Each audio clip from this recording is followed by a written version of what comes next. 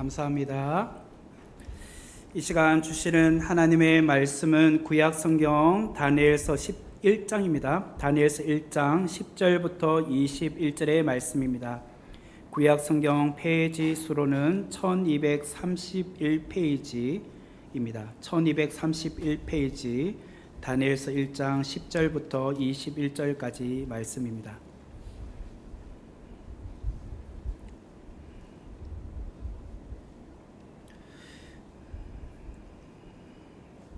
제가 봉독해 드리겠습니다.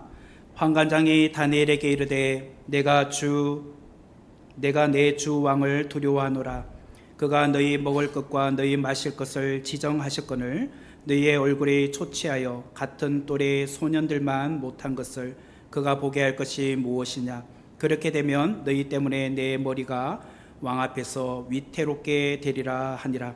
환관장이 다니엘과 하나냐와 미사엘과 아사랴를 감독하게 한 자에게 다니엘이 말하되 청하노니 당신의 종들을 열흘 동안 시험하여 채식을 주어 먹게 하고 물을 주어 마시게 한 후에 당신 앞에서 우리의 얼굴과 왕의 음식을 먹는 소년들의 얼굴을 비교하여 보아서 당신이 보는 대로 종들에게 행하소서 하며 그가 그들의 말을 따라 열흘 동안 시험하더니 열흘 후에 그들의 얼굴이 더욱 아름답고 살이 더욱 윤택하여 왕의 음식을 먹는 다른 소년들보다 더 좋아 보인지라. 그리하여 감독하는 자가 그들에게 지정된 음식과 마실 포도주를 제하고 채식을 주니라. 하나님이 이 네 소년에게 학문을 주시고 모든 서적을 깨닫게 하시고 지혜를 주셨으니 다니엘은 또 모든 환상과 꿈을 깨달아 알더라. 왕이 말한 대로 그들을 불러들인 기한이 찼으므로 환관장이 그들을 느부갓네살 왕으로 느부갓네살 앞으로 데리고 가니 왕이 그들과 말하여 보매 무리 중에 다니엘과 하나냐와 미사엘과 아사랴와 같은 자가 없으므로 그들을 왕 앞에 서게 하고 왕이 그들에게 모든 일을 묻는 중에 지혜와 총명이 온 나라 박수와 술객보다 10배나 나은 줄을 아니라.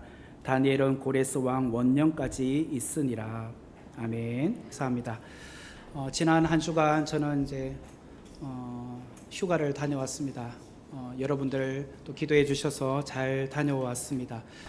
요즘 우리가 큐틴 책자로 다니엘서를 함께 묵상을 하고 있는데요. 한 주간 제가 휴가를 갔기 때문에 다니엘서 말씀으로 새벽마다 전하지 못해서 그 중에 꼭 한번 다루고 싶은 본문이 있어서 오늘은 특별히 사도행전 본문을 중단하고 오늘 다니엘서 1장 10절부터 21절의 말씀을 중심으로 상상을 초월하는 실력이라는 제목으로 귀한 은혜를 함께 나누기를 원합니다.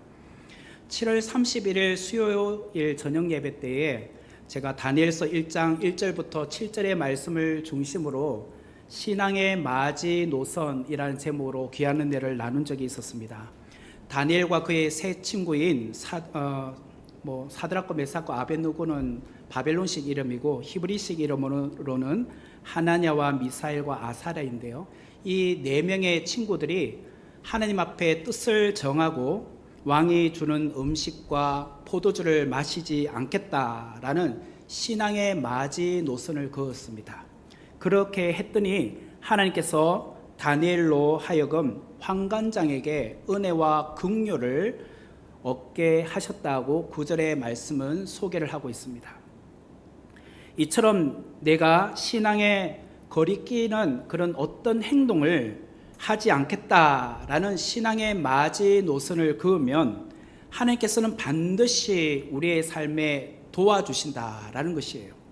하지만 환관장, 다시 말하면 내시의 우두머리를 환관장이라고 하는데 이 환관장은 느부갓네살 왕을 측근해서 모시는 내시의 우두머리였기 때문에 왕이 어떤 사람인지 그의 성품이나 그의 성향을 누구보다도 잘 알고 있었습니다.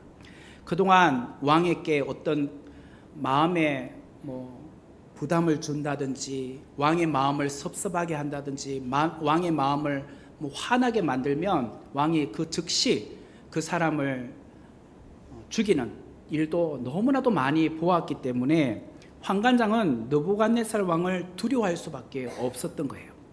10절의 말씀을 보면 이렇게 말을 하고 있습니다. 환관장이 다니엘에게 이르되 내가 내 주 왕을 두려워하노라. 그가 너희 먹을 것과 마실 것을 지정하셨거늘 너희의 얼굴이 초췌하여 같은 또래 소년들만 못할 것을 그가 보게 할 것이 무엇이냐. 그렇게 되면 너희 때문에 내 머리가 왕 앞에서 위태롭게 되리라. 이 말을 하게 되었습니다. 환관장은 괜한 일로 내가 너희들을 왕이 먹는 음식과 왕이 마시는 포도주를 안 먹고 너희들이 하고 싶은 대로 내가 허락해 주마. 그렇게 하다가 만약에 왕에게 이 사실이 보고되거나 왕에게 이것이 들키게 되면 어떻게 돼요? 환관장은 자기 목숨이 달아나는 것이죠. 평소 같으면 환관장은 이런 말을 할 때에 분명히 거침없이 말을 했을 겁니다. 야, 너희들 지금 무슨 소리를 하는 거야? 잔소리하지 말고 왕의 명령이니까 왕이 주는 음식, 왕이 마시라고 하는 포도주 마셔. 딴 생각하지 마.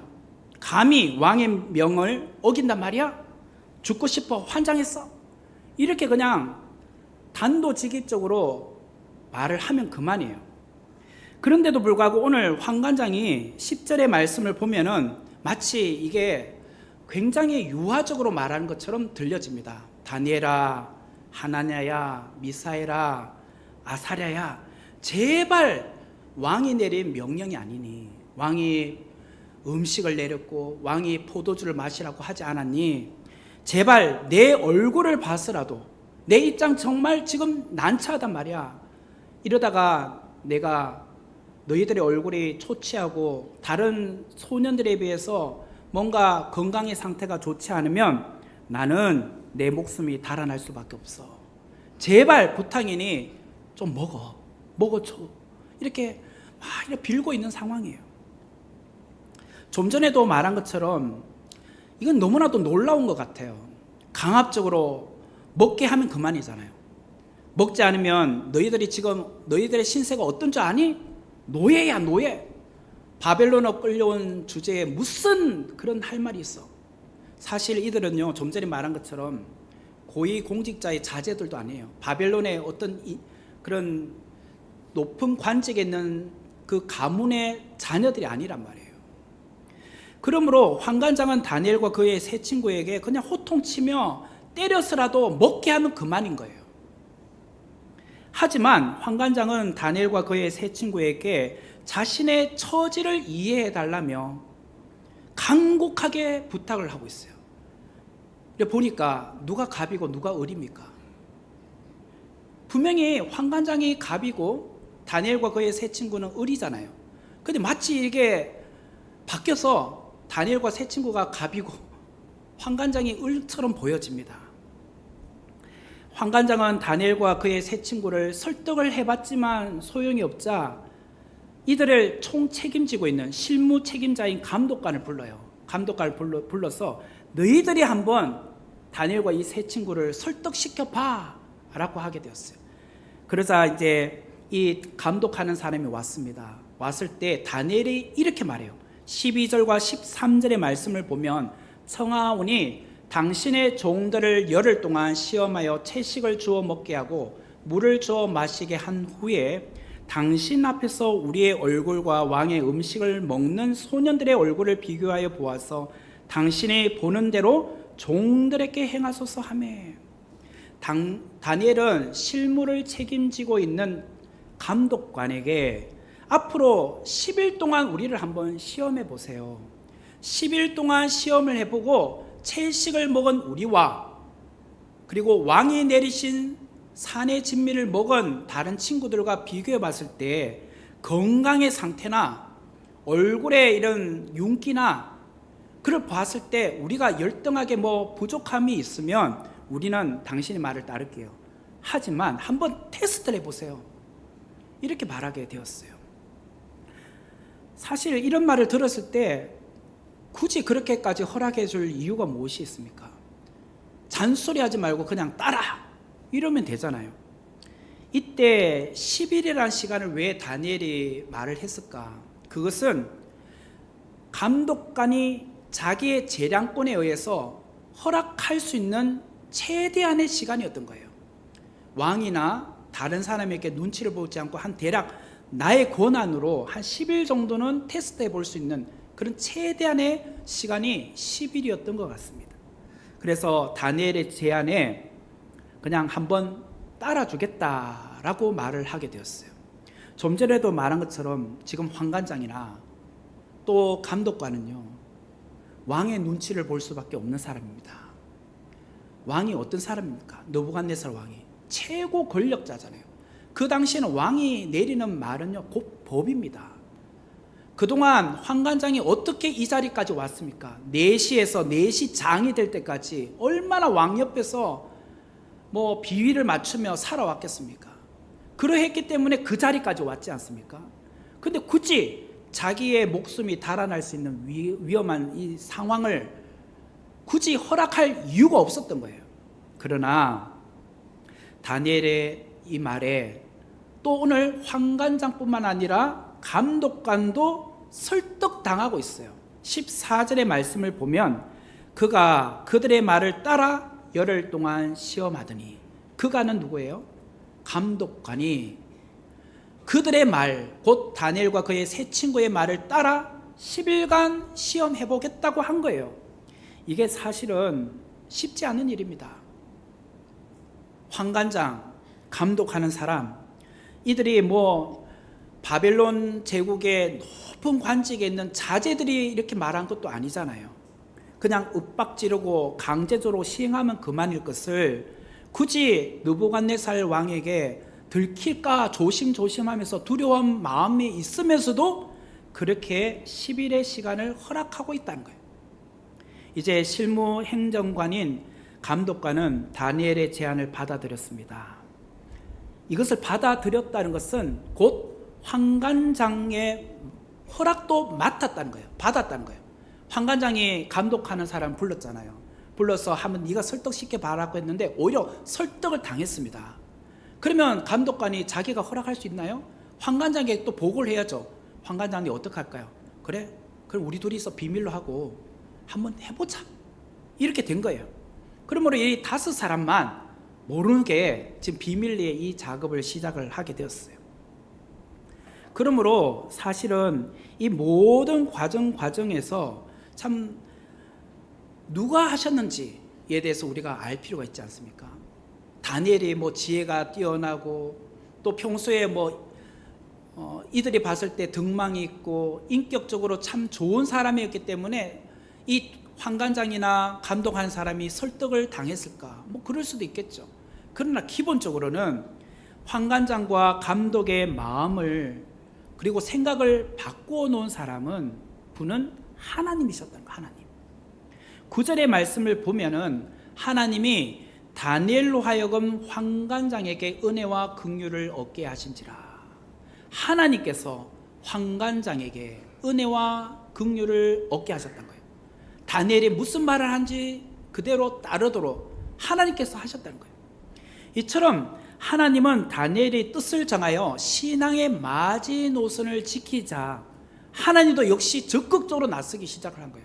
그래, 네가 내 편에서 신앙을 지키겠다고 몸부림치며 하나님을 위해서 살겠다고 너가 그렇게 열심히 노력하는데 내라도 앞장서서 도와줘야지 라고 하시면서 하나님이 직접 나서셔서 환관장과 감독하는 사람의 마음을 바꿔놓으셨다는 거예요. 그렇다면 다니엘과 세 친구는 환관장과 감독과 약속한 이 10일의 기간 동안 채식과 물을 먹으면서 무엇을 했을까요? 이 10일의 기간 동안 당연히 채식을 먹었겠죠? 물도 마셨겠죠? 그러면서 무엇을 하고 있었을까요? 기도했겠죠. 하나님, 저희들이 지금 10일이라는 시간 동안 허락을 받아서 이제 우리는 왕이 주는 그 산의 진미를 먹지 않겠습니다. 왕이 내리는 그 산의 진미, 포도주라는 것은 기본적으로 우상에게 바쳐진 겁니다. 왜 안 먹나 궁금해 하셨죠. 우상에게 바쳐진 음식은 제사상에 올려졌다는 거예요. 그러므로 나는 그 음식을 안 먹겠다는 거예요. 그 포도주를 마시지 않겠다는 거예요. 그러므로 나는 오히려 채식을 먹겠다는 거예요. 이 사람들 채식주의자가 아니에요. 정말 내가 채식주의자이기 때문에 육식을 못 먹기 때문에 그런 게 아니라 제사상에 올려진 음식을 내가 안 먹겠다는 거예요. 그러니까 하나님 앞에 더 간절히 기도하겠죠. 뭐 다른 소년들에 비해서 우리의 건강의 상태가 좋게 도와주세요. 하나님, 우리의 얼굴이 빛이 윤기가 나게 도와주세요. 초췌하지 않게 도와주세요. 그렇게 간절하게 10일간 하나님 앞에 특별하게 기도를 했을 겁니다. 그런데 기도만 했을까요? 당연히 또 자기가 해야 될 일을 해야겠죠. 뭐 했을까요? 더 열심히 운동을 하는 거죠. 헬스장에 가서 헬스도 하고 아령도 많이 들고, 그래서 좀 근육도 나와야죠. 왕자 표시도 나야죠. 그것도 없이 그냥 가면은 옷 벗어봐 했을 때 뭐 보이게 뭐 그냥 해골이 그런 식으로 모이면 안 되잖아요. 그러니까 더 열심히 운동도 했을 것이고 또 규칙적인 생활을 했을 거예요. 아침에 일찍 일어나서 또 뭐 운동장도 몇 바퀴 돌고 푸시업도 몇 개 해보고 또 윗몸 일으키기도 해보고 아령도 들어보고 또 책도 열심히 읽고, 특별히 늦잠 자거나 군것질도 안 했을 거예요. 그러고 보면 똥뼈만 나오니까 그렇게도 안 했을 거예요. 이처럼 하나님을 향한 거룩한 꿈을 가진 사람은요, 자기 인생을 함부로 살지 않아요. 함부로 다루지 않아요. 특별히 자기 몸을 함부로 다루지 않는단 말이에요. 여러분, 우리의 몸은 기본적으로 부모님이 주신 거잖아요. 그러나 또 한편으로는 하나님이 우리에게 주신 겁니다. 하나님이 우리에게 주신 이 몸은 성전입니다. 성전. 거룩한 성전이라고 합니다. 근데 거룩한 성전이 우리의 육체를 함부로 대하는 사람이 너무 많아요.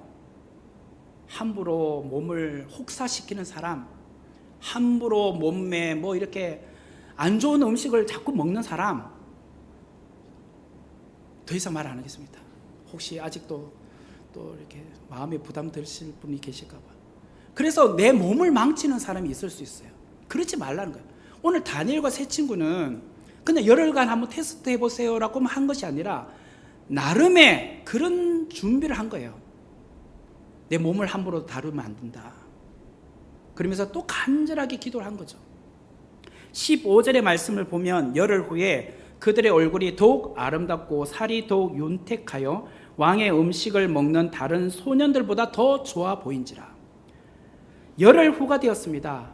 왕의 음식을 먹은 소년들과 또 다니엘과 세 친구를 이렇게 서로 비교를 해보았더니 다니엘과 그의 세 친구의 얼굴은 너무 아름다운 겁니다. 얼굴에서 윤기가 막 반짝반짝반짝하고 건강의 상태가 너무 좋은 거예요. 오늘로 말하면 이런 거예요. 여기 건강센터에 가가지고 전부 다 피검사도 하고, 그죠? 그리고 또 뭐 엑스레이도 찍고 소변 검사도 해서 다 봤을 때 정상인 거, 정상. 하나도 뭐 수치에 어긋나거나 비만이거나 무슨 모자라거나 그렇게 하나도 없어요. 이게 누가 하셨죠? 하나님 하시고, 하나님.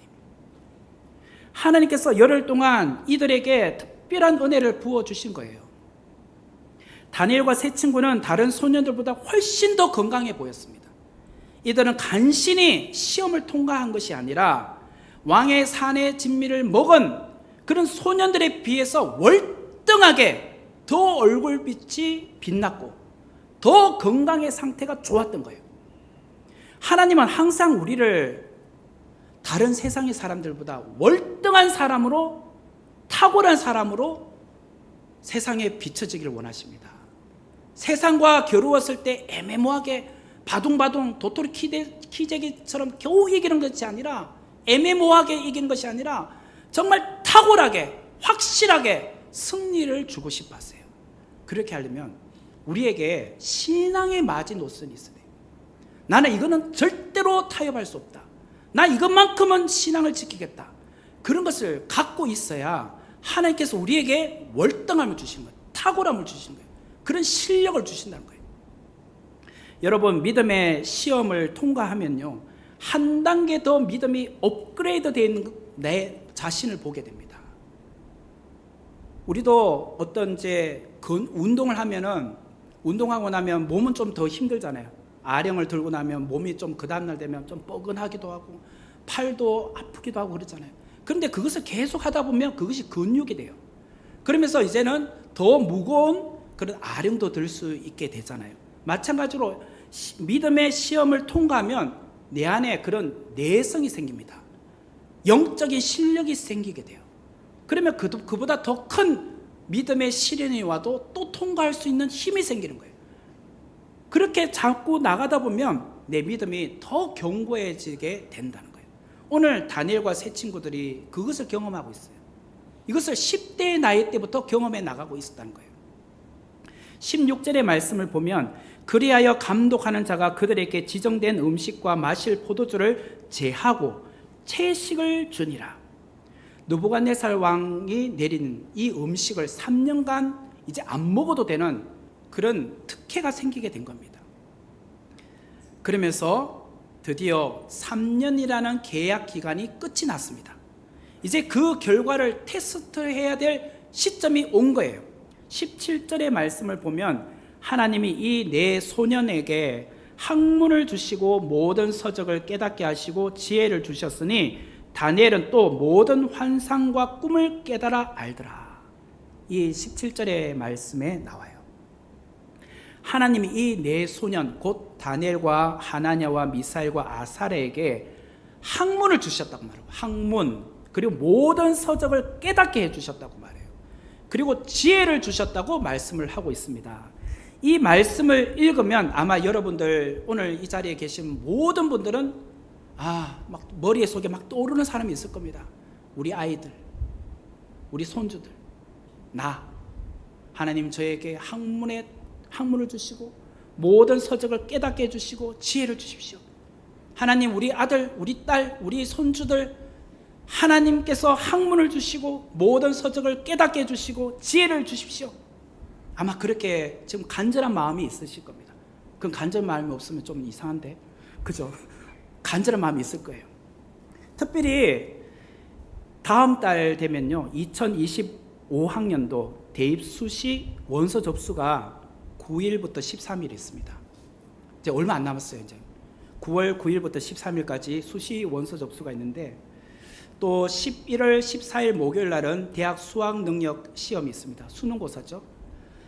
그 시험을 앞두고 있는 여러분의 자녀들이 있다면, 또 주위에 아는 그런 친척의 자녀들이 있다면 아마 오늘 이 시간 하나님께서 학문을 주시고 모든 서적을 깨닫게 해주시고 지혜를 달라고 그렇게 간절히 기도해야 되지 않을까요?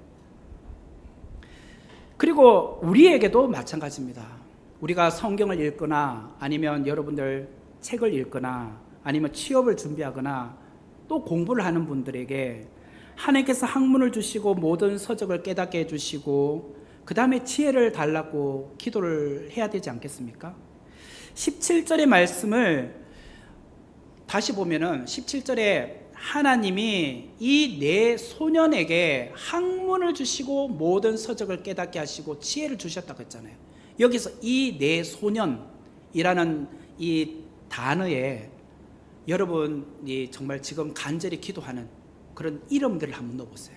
그 다음 화면을 보면 하나님이 땡땡땡에게 학문을 주시고 모든 서적을 주시고 서적을 깨닫게 해주시고 지혜를 주시라고. 뭐 예를 들자면 제 이름을 넣는다면 하나님이 김호식에게 학문을 주시고 모든 서적을 깨닫게 해주시고 지혜를 주시옵소서. 여러분 자녀들의 이름을 넣고 여러분의 어떤 손주들의 이름을 넣고 한번 기도해 보시라고요.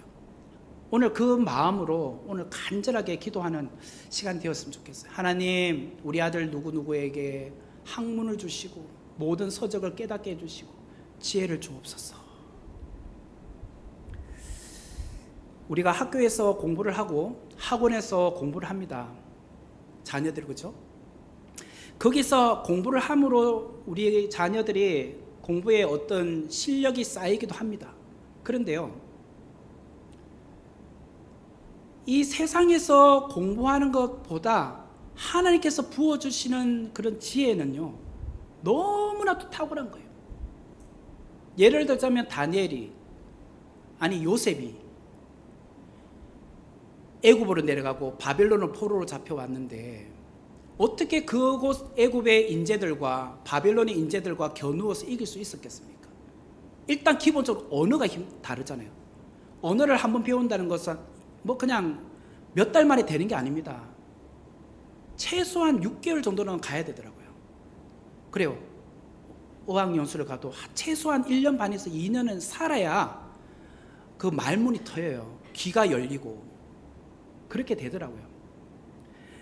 하물며 그 인재들과 겨누어서 이기려면 하나님께서 부어주시는 지혜가 있어야 돼요. 책을 읽을 때 탁월함을 주셔야 돼요. 똑같은 책의 양을 이걸 빨리 읽는 것이 쉽겠습니까?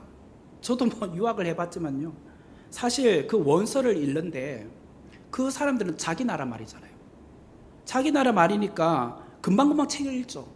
그리고 또 금방금방 레포트를 쓸 수 있어요. 근데 저는요, 일단은 모르는 단어가 많잖아요. 그럼 다 일일이 사전을 찾아야 됩니다. 그리고 나서 뭐 숙제를 한다고 합시다. 그러면 이게 문법적으로 맞는지 어떻게 해야 됩니까? 그냥 바로 교수에게 숙제를 갖다 주는 게 아니에요. 이메일로 보내는 게 아니에요. 어디로 갔냐면 라이팅 센터로 갑니다. 발음을 굴렸습니까? 라이팅 센터. 이게 장문 교정해 주는 센터가 있어요. 그걸 돈을 내야 됩니다. 시간당. 거기 가서 교정을 봐야 돼. 교정을. 내가 지금 글을 써왔는데 이게 맞느냐고. 그러면 그 사람이 이럴 때 문법적으로든 문장적으로든 무슨 문제가 있는지 다 확인을 하는 거예요. 그러고 나서 모르면 궁금한 거 있으면 물어봐요. 물어보면 이게 네가 무슨 의도로 이런 말 썼니? 그럼 내가 또 설명을 해요. 그럼 이래 아 그래? 그러면 이렇게 표현하면 안 돼. 그래서 또 교정해요. 그러면 미국 학생들보다 저는 최소한 이틀 전에 숙제가 끝나야 돼요. 그래야지 그 라이딩 센터에 가서 그걸 교정을 보고 그리고 또 다시 교정해가지고 숙제를 내는 겁니다. 그래야지 학점이 나오는 거예요. 그러니까 더 부진을 떨어야 되고 더 열심히 해야 되는 거예요. 그것도 힘든데 오늘 이 정말 하나님이 부어주시는 지혜와 이해력이 있어야지만 하나님께서 탁월함을 준다는 거죠. 오늘 그것을 하나님께서 주셨다는 거예요. 제가 섬겼던 교회에서 있었던 이야기를 제가 하나 해드릴게요. 제가 부목사로 섬겼던 교회에 매주 부산에서 서울로 예배를 드리러 오는 남자 집사님 계셨습니다. 참 보통 열심히 아니죠. 여러분들 우리 주위에 보면 그래도 조금 멀리서 오시는 성도님들이 계십니다. 뭐 한두 시간 거리 또 정말 멀리서 오는 거죠.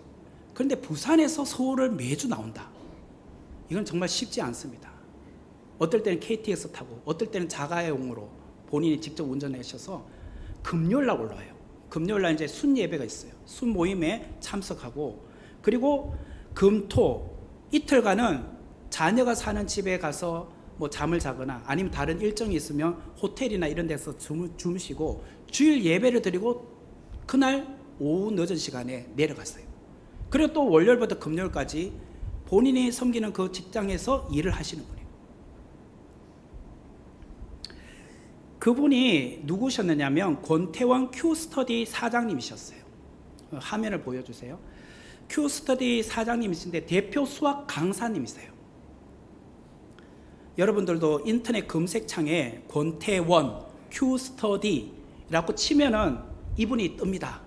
워낙 유명한 인간 강사이기 때문에.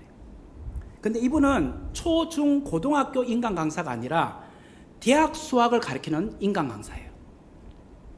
그래서 이분이 이제 제가 섬겼던 교회의 성도님이셨는데, 제가 이제 거기 들어가 보니까 이제 어제 제가 설교 준비하면서 홈페이지를 들어가 봤는데요. 수학 과목이 제가 뭐 그냥 하나도 이해가 안 되는 과목들이에요. 공업 수학, 경제 경영 수학, 계량 경제학, 미분 기하학, 미분 방정식, 미적분학, 벡터 미적분학, 보험 수리학, 복수 해석학, 선형 대수학, 수리 통계학, 위상 수학, 이산 수학, 정수론, 집합론, 해석학, 확률 통계학, 현대 대수학 등등등 이런 과목들을 가르쳐요. 이렇게 인강을 통하여서 벌어들이는 수익이 수십억입니다. 1년에. 이분이 한 해 벌어들이는 수익의 몇 퍼센트는 선교나 구제에 쓰고 계세요. 제가 한 번씩 이렇게 부산에 가면 꼭 오라고 해요. 해운대에 계시는데, 그래서 어떨 때는 한번 가면 호텔도 잡아주시고 자기 승용차도 빌려주시고 그래가지고 그렇게 이제 배려를 받은 적도 있었는데, 자, 이분의 프로필이 궁금하지 않습니까? 어떻게 했길래 이렇게 수학을 잘 가르친단 말이야? 그것도 초중 고등학교 수학이 아니라 대학 수학을. 그래서 이분의 수학을 듣기 위해서 정말 해외에서도 유학생들이 이 인강을 듣는다는 거예요. 이 어려운 수학의 모든 과목들을 가르치려면 적어도 스카이대는 나와야겠죠. 서울대학교, 연고대, 수학학과는 정도는 나와야 안 되겠습니까? 아니면 해외의 어떤 유명한 대학교의 수학학과를, 경제학과나 이런 쪽은 나와야 되지 않겠습니까? 근데 그런 학교를 전혀 나오지 않습니다.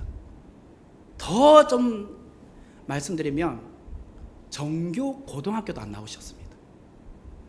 검정고시로 고등학교를 이제 통과하셨고, 왜 그랬느냐면 가정 형편이 너무 어렸어요. 어렸을 때부터 부모님이 다 헤어지고 홀로 고아원에서 살았단 말이에요. 그러니까 학교를 갈 수가 없었단 말이에요. 자기 소망은 고등학교, 대학 가보는 거예요. 근데 뭐 부모님이나 이런 분이 없으니까 검정고시로 고등학교를 패스하고, 또 대학 들어갈 등록금이 없으니까 방송통신대학교에 들어간 거예요. 그것도 수학학과가 아니라 일반 학과에 들어갔습니다. 그러니까 정규 학교에서 미적분, 통계학 이런 걸 공부해 본 적이 없는 사람입니다. 그런데 이분의 인강을 듣기 위해서 서울대학교 수학학과, 연고대 수학학과, 미국의 유명한 대학교에 유학 가 있는 학생들이 이분의 수학 과목을 듣는 거예요. 그 비싼 인강비를 내고. 정말 놀랍지 않습니까? 그런데 어떻게 이분이 수학 강의를 하게 됐을까요? 이렇게 잘할 수 있을까요? 제가 순 모임에 가서 이분의 간증을 들었습니다. 그는 어떤 과목을 인강을 찍기 전에 하나님 앞에 기도를 한답니다. 인강을 찍으려면 최소한 15강, 12강 이상 찍어야 되거든요. 그래서 하나님 앞에 기도를 시작해요. 하나님, 이번에 선영 대수학 과목을 강의해야 합니다. 시중에 나와 있는 책들 중에 어떤 책을 구입을 할까요? 선영 대수학 책이 몇 권 있는데 그 중에 어떤 책을 구입을 하는 것이 좋을까요?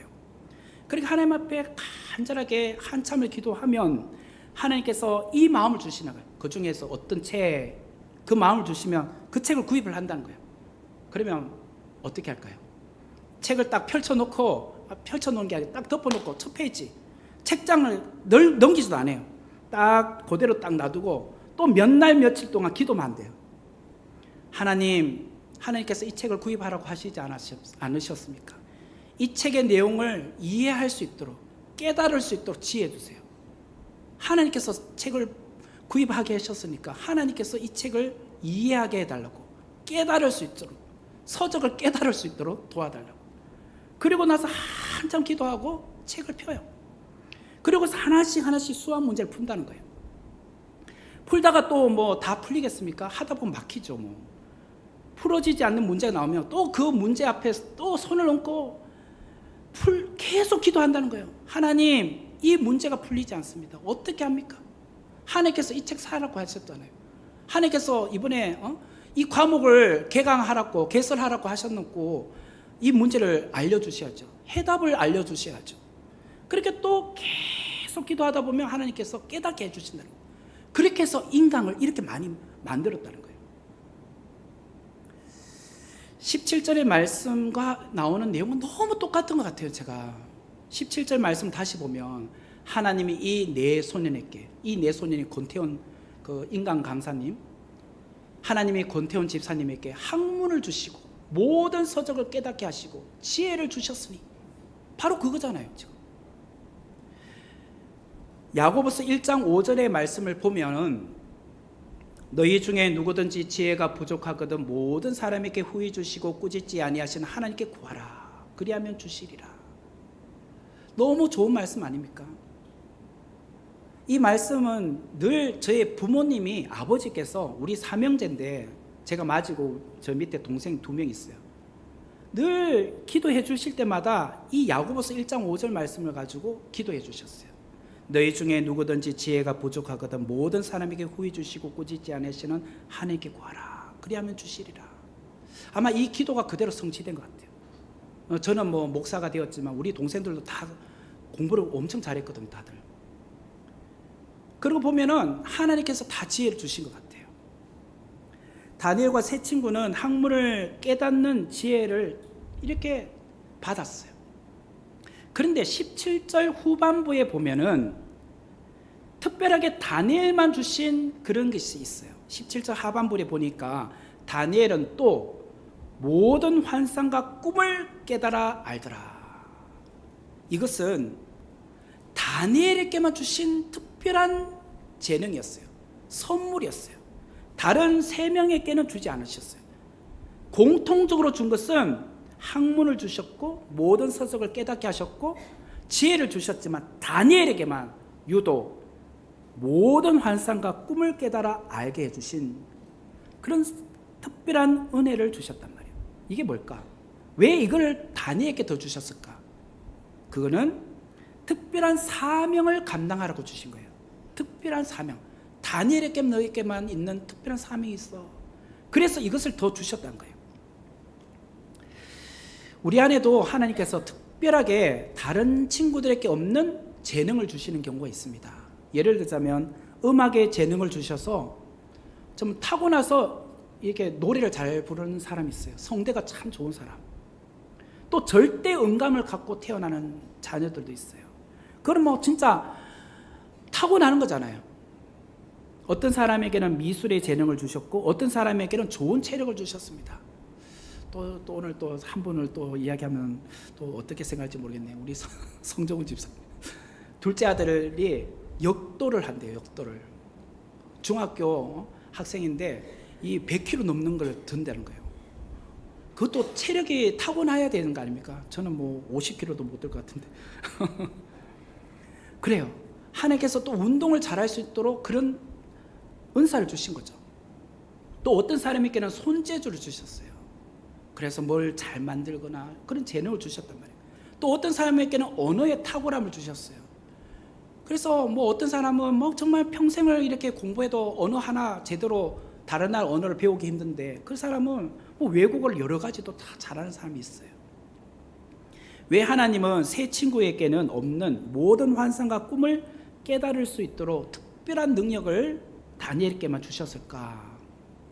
좀 전에 말한 것처럼 다니엘에게 주실 특별한 사명이 있었기 때문이다. 하나님은 남들에게 주지 않는 어떤 재능을 내게 주실 때가 있습니다. 그거는 나를 위해서 쓰라고 주신 게 아니에요. 기본적으로 하나님을 위해서 쓰라고 주신 겁니다. 하나님을 위해서. 특별한 사명이 있기 때문이에요. 우리 안에 보면은 하나님께서 피아노를 잘 치게 하기도 하고 또 성악을 통해서 노래를 잘하게 하기도 하고 또 어떤 손재주가 있어서 뭔가 잘 만들게 하는 분들도 있잖아요. 뭐 선천적으로 타고난 것도 있지만 또 후천적으로 또 노력해서 되는 경우도 있지만 그런 은사를 주셨다는 것은 기본적으로 하나님을 위해서 쓰라고 주신 거예요. 하나님을 위해서. 하나님께서 다니엘에게 주신 특별한 사명이 바로 그거예요. 그래, 그건 네 게 아니야. 내가 너를 통해서 할 일이 있어. 그래서 준 거야 라는 거예요. 18절에서 20절의 말씀을 보면 왕이 말한 대로 그들을 불러들일 기한이 찼으므로 환관장이 그들을 느부갓네살 앞으로 데리고 가니 왕이 그들과 말하여 보매 무리 중에 다니엘과 하나냐와 미사엘과 아사랴와 같은 자가 없으므로 그들을 왕 앞에 서게 하고 왕이 그들에게 모든 일을 묻는 중에 그 지혜와 총명이 온 나라 박수와 술객보다 10배나 나온 줄 아니라. 다니엘과 세 친구는 느부갓네살 왕 앞에 서서 면접을 받게 되었습니다. 왕은 모든 학생들을 면접하게 되었어요. 거기에는 뭐 역사, 지리, 천문학, 뭐 여기는 또 주술을 하니까 그런 모든 분야에 관련된 것을 왕이 질문했습니다. 그래서 학생들은 하나씩 답변해야 돼요. 그런데 다니엘과 이 세 친구들의 답변을 들어보면 다른 친구들의 답변보다 너무 뛰어난 거예요. 그것도 그냥 한두 번 정도 뛰어난 게 아니라 모든 학문들마다 10배나 뛰어난 탁월함을 갖고 있었던 거예요. 오늘 우리로 말하면 다니엘과 세 친구는 프로야구로 말하면 갓 프로에 입단한 신인 선수들이에요. 프로 세계에 들어가면 쟁쟁한 선배, 그런 베테랑 선수들이 많습니다. 이미 뭐 타율이나 뭐 이력이 뭐 쟁쟁한 커리어가 장난 아닌 그런 선수들이 많습니다. 그런데 그 자리에서 내가 어떻게 이제 신인 선수로 들어와 가지고 거기에서 뭐 타석에 한 번에로 제대로 쓰겠습니까? 투수로서 뭔가 내가 공을 던질 수 있겠습니까? 그런데 워낙 탁월하니까 감독이 그를 쓰는 겁니다. 딱 타석에 쓸 때마다 때리면 홈런, 안타, 뭐 도루, 타점, 또 투수로 쓰면 그냥 스트라이크 아웃, 뭐 그냥 빈볼 만들고. 그러니까 뭐 선배들이 저 친구 왜 자꾸 써요? 나보다 한참 후배인데 왜 써요? 야, 니 저만큼 잘해? 니 홈런 몇 번 써봤어? 저 친구 벌써 지금 2번, 3번밖에 안 넣는데 홈런이 몇 개야? 뭐 이러니까 할 말이 없는 거지. 그런 사람들이 지금 다니엘과 세 친구였단 말이에요. 느부갓네살 왕은 그동안 수많은 사람을 등용해 보았습니다. 그런데 다니엘과 세 친구처럼 이렇게 탁월한 사람을 본 적이 없는 거예요. 이들은 겨우 이제 18살 정도, 고3 정도 되는 나이에요. 왜? 한 3년이 지났으니까. 3년의 이 테스트 기간을 통해서 지났으니까. 뭐 끌려올 때가 한 15세 정도 나이였으니까. 이들은 대충 잘한 것이 아니라 차원이 달랐더라고요. 차원이. 한국 사회에 넘지 못하는 벽이 3가지 있어요. 그게 뭐냐면 학연, 지연, 혈연. 연자네요. 학연, 지연, 혈연. 이 3가지 벽은 넘기 힘들다고 합니다. 그런데 아무리 혈연과 학연과 지연이 내 벽이 높다 할지라도 다니엘과 세 친구처럼 10배나 뛰어나면 사장님이 안 쓸까요? 쓰죠, 당연히. 우와, 탁월하다. 니는 안 쓸 수 없다. 그러지 않겠습니까? 미국 사회에 가보면요, 인종차별이 없을 것 같죠? 있습니다. 그냥 평범할 때는 다 그냥 평등해 보여요. 근데 높이 올라가면 올라갈수록 그 인종차별의 벽을 느낀답니다. 한국인들도. 근데 그 벽을 뛰어넘는 사람들이 간혹 나오잖아요. 뭐 오바마 대통령 같은 사람, 이번에도 뭐 여자 대통령 후보로 나온 해리스와 같은 사람. 그런 거죠. 정말 뛰어나면 하나님께서 안 쓸 수 없는 거죠. 사람들이. 다니엘과 그의 세 친구는요, 넘사벽이었어요. 넘사벽. 넘사벽이 뭔지 잘 모르실까 봐 제가 인터넷에서 검색해 왔는데, 넘을 수 없는 4차원의 벽, 매우 뛰어나서 아무도 노력해도 따라잡을 수 없거나 대적할 만한 상대가 없음. 이게 넘사벽이랍니다. 요즘 뭔가 자꾸 축약해서 그죠? 넘사벽. 예. 7월 26일부터 오늘까지 그 파리에 올림픽이 열리고 있는데, 이제 오늘이 마지막 날입니다. 현재 대한민국 이제 금메달 13개, 은메달 8개, 동메달 9개로 종합 7위를 달리고 있습니다. 이번에 한국 여자 양궁 단체전에 금메달을 땄는데요. 이 금메달이 1988년도부터 10연패한 금메달이에요. 10연패. 대기록입니다. 그 올림픽은 4년마다 열리잖아요. 그 10연패라는 것은 40년입니다. 40년. 40년 동안 한 번도 1등 자리를 놓쳐본 적이 없다는 거예요. 그러니까 다른 나라 선수들이 보면요, 넘사벽이에요. 대한민국 여자 양궁 단체전은 넘사벽, 넘을 수 없는 벽. 그러니까 국내 이 양궁 선수들은 사실 올림픽 나가는 것보다 더 힘든 게 국내 선발이에요. 선발전. 국내에서 올림픽에 나가는 3명 안에 드는 거, 이게 더 힘들다는 거예요. 일단 되면 금운동 중에는 다 따게 돼 있어요. 그만큼 국내의 그 선수층이 두껍고 또 실력이 월등한 선수들이 워낙 많다는 거죠. 그러니 세계가 놀랄 수밖에 없죠. 우리의 자녀들이 넘사벽이 되어야 되지 않겠습니까? 넘사벽.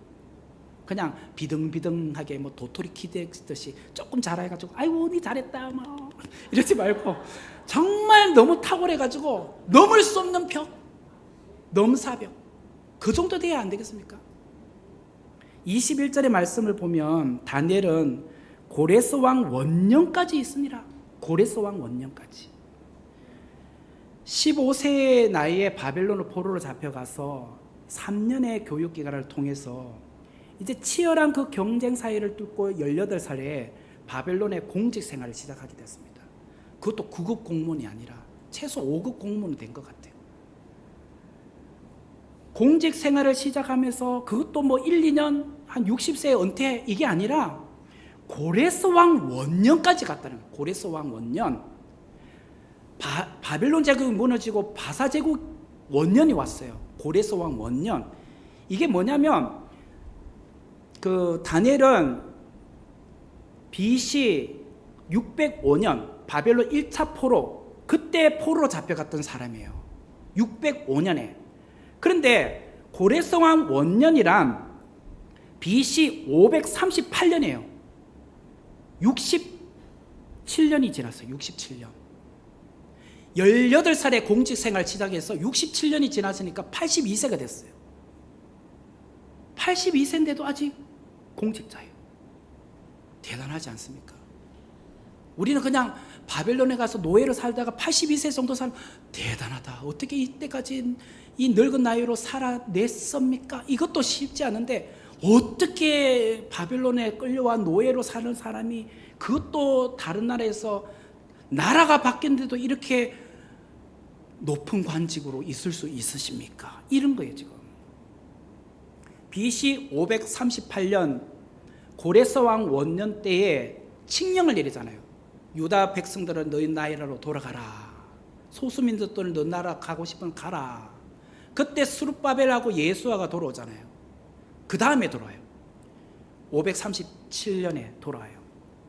돌아와서 성전을 재건하게 되잖아요. 그게 스룹바벨 성전이잖아요. 성전이 그 다음에 536년 2월 시브월이라고 합니다. 시브월. 그때부터 공사가 시작돼요. 그래서 다니엘이 605년 포로로 잡혀간 그때부터 공사가, 성전 공사가 시작된 BC 536년, 이 기간을 70년이라고 합니다. 그래서 바벨론 70년 포로 생활이라고 해요. 이것을 다니엘이 바벨론에 있을 때 환상 가운데 하나님께서 계시하셨어요. 70년 후에 돌아간다. 이게 성전이 다시 세워지는 그 시점을 말해요. 다니엘은 바벨론으로 포로로 잡혀가서 귀환을 본 사람입니다. 와, 난 언제 돌아가나. 그렇게 막막함이 있었지만 그의 생전에 하나님께서 계시한 말씀이 그대로 성취된 것을 그의 눈으로 본 사람. 그러므로 오늘 우리에게 주신 교훈이 뭘까요? 오늘 우리는요, 하루하루 먹고 사는데 바쁘잖아요. 그러나 하나님께서 우리에게 지혜를 주시고 서적을 깨닫게 해주시고 말씀을 통해서 다시 오실 주님을 고대하며 살아가야 될 사람들이 아니겠습니까? 단지 하루하루 사는 것이 중요한 게 아니에요. 그래서 몇 세까지 살았다, 그렇게 인생을 사는 것이 아니라 하나님의 말씀이 내 삶 가운데 성취되는 그날, 그것을 내 인생에 보기를 원합니다. 다니엘 1장 마지막 절에 21절에 다니엘은 고레스 왕 원년까지 있었단 말로 마무리돼요. 사실 고레스 왕 원년은 뒷장 한참 뒤에 다니엘서 12장에 가서 나와도 되는 말인데 1장 끝에 나온다는 것은, 그래 다니엘아, 니는 앞으로 내가 말한 대로 니는 그렇게 살 거야. 네가 신앙의 마지노선을 긋고 말씀 중심으로 사니까 내가 너를 도와주겠다, 지켜주겠다, 함께하겠다, 지혜의 영을 부어주겠다. 그래서 높은 관직에 있으면서도 숱한 시련이 있었지만 그것을 끝까지 잘 인내하며 나아갔던 사람. 그러면서 결국에는 바벨론에서 바사제국으로 바뀌었지만 다시 귀환되는 것을 눈으로 목격한 사람, 이 사람이 다니엘이었던 거예요. 오늘 우리는 어떻게 살아야 될까요? 하나님이 주신 꿈들이 있습니다. 비전이 있어요. 하나님의 말씀대로 우리가 살고 그 말씀대로 살면 하나님이 여러분의 인생을 지켜주시고 우리의 자녀들의 인생을 지켜주십니다. 그리하여 하나님께서 우리의 인생에 가장 좋은 기쁨이 뭘까요? 내 때에 살아생전에 주님이 다시 오는 걸 보는 것이 가장 행복하겠죠. 뭐 죽는 것보다 그만큼 더 행복한 게 어디 있겠습니까? 그렇지만 늘 우리는 그 마음으로 살아야 된다고요. 하나님께서 다니엘에게 탁월함을 주신 것처럼 또 이 땅에서 쓰임받은 인재로 살게 하신 것처럼 우리도 우리의 자녀도 그렇게 탁월한 자녀로 탁월한 인재로 살게 하여 주옵소서. 그리고 하나님의 말씀을 묵상하며 그 말씀이 성취되는 것을 바라보는 자로 살게 하여 주옵소서. 그렇게 살아가는 우리 모두가 되기를 주의 이름으로 축원합니다. 같이 기도하도록 하겠습니다. 은혜로우신 하나님 감사합니다. 오늘 주신 말씀대로 저희들이 하나님의 말씀 앞에 저희들이 신앙을 지키기를 원합니다. 하나님은 반드시 신앙을 지키는 자들을 지켜주시고 보호하여 주시고 함께하여 주신 줄 믿습니다. 오늘 그 하나님을 의지함으로 나아가게 하여 주옵소서. 예수님의 이름으로 기도합니다. 아멘.